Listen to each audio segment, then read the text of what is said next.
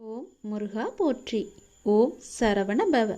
என் அன்பு குழந்தையே, உன்னுடைய எண்ணங்களும் உணர்வுகளும் சிந்தனைகளும் செயல்களும் நம்மை சுற்றி இருக்கும் மனிதர்களுக்கு நல்லது மட்டுமே நினைக்கும், நல்லது மட்டுமே செய்யும் எனில் நீ என்னை தேட வேண்டிய அவசியமே இல்லை.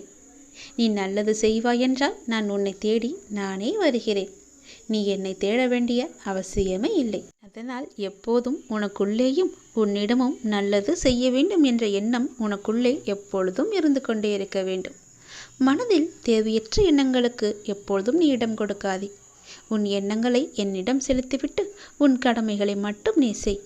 உன் செயல்களுக்கு நானே பொறுப்பெடுத்துக் கொள்கின்றேன். உன்னுடைய பல பிரச்சனைகளுக்கு உடனடி தீர்வு வேண்டும் என்று என்னிடம் கேட்கின்றாய். அதற்கு நான் ஒரு வழி சொல்லவா? நான் சொல்வதை நீ ஏற்றுக்கொள்வாய் என்று நம்புகிறேன். அதற்கு உடனடி தீர்வு என்றால் மறதிதான்.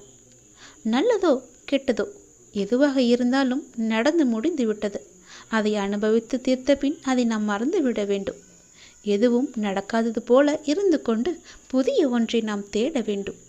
அந்த புதிய ஒன்று நம்முடைய ஆனந்தத்திற்கு நம்மை அழைத்து செல்வதாக இருக்க வேண்டியது அவசியம். அதை நீ மறந்துவிடக்கூடாது. நடந்து முடிந்ததை நினைத்து நீ வருத்தப்படவும் கூடாது. நம்மை விட்டு போய்விட்டதே என்று கவலைப்படவும் கூடாது. நிறைய விஷயங்களில் மறதி இல்லாததால் தான் நிம்மதி என்ற உணர்வு நம்மிடம் இல்லாமலே போகின்றது. எதிர்பார்ப்பு என்ற ஒன்று தோன்றி நிம்மதியை குலைக்கின்றது. ஏமாற்றம் என்ற பாதிப்பு நிலை நம்மை திசை திருப்பி நிம்மதி என்ற உணர்வை பறித்து கொள்கின்றது.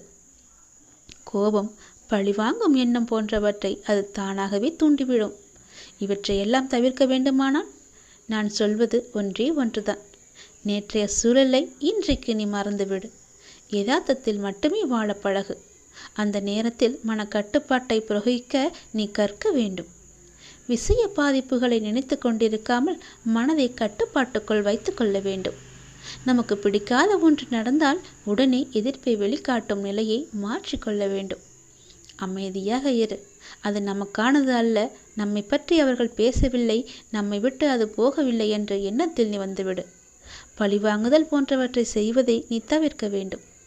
விமர்சனம் செய்வதை விட்டுவிட வேண்டும். இப்படி பல விட வேண்டியவற்றை விட்டால் மட்டுமே உனக்கு வேண்டியது எல்லாம் வரும். வர வேண்டியது என்று காத்திருந்தது எல்லாம் உனக்கு கைக்கு வந்து கிடைக்கும். நமது இந்த செயல்களால் என்ன நன்மை கிடைத்துவிடும் என யோசித்தால் நாம் பிறரை பாதிப்புக்கு ஆளாக்க மாட்டோம். நாமும் பாதிக்கப்பட மாட்டோம்.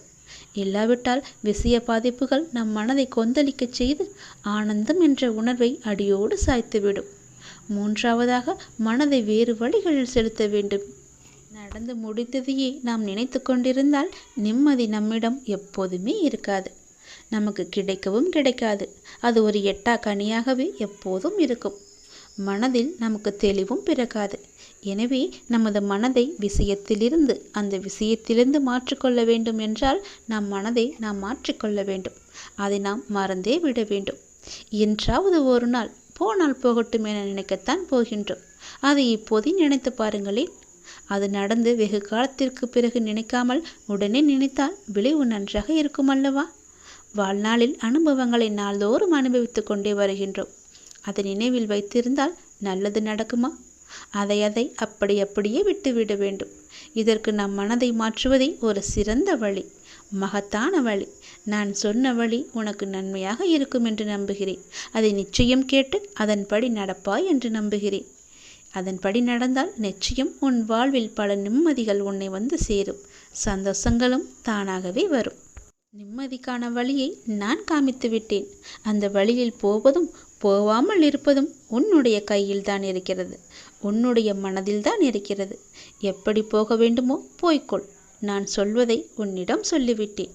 பிறகு உன் இஷ்டம்தான்.